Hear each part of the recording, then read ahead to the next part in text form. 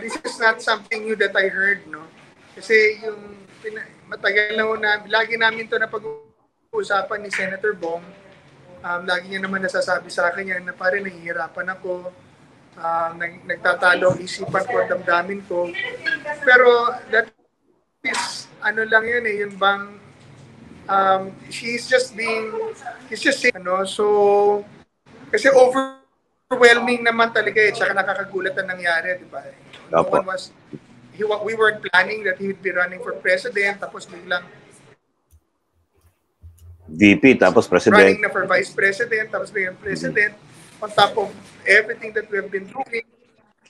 Po, Malasakit Center, trabaho niya sa Senado, trabaho pa niya sa Pangulo, sa Executive Department. So, tapos biglang yung personal pa na emotions involved dahil very close, di ba? Parang pamilya.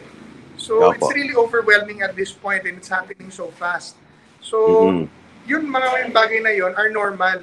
I guess kahit sino sa atin will feel overwhelmed, di ba? Especially with, I know you know the load of work that Senator Bongo is putting upon himself to serve the people, di ba? So, pero you know, our mission is greater than our emotions and what we feel and what we think, di ba?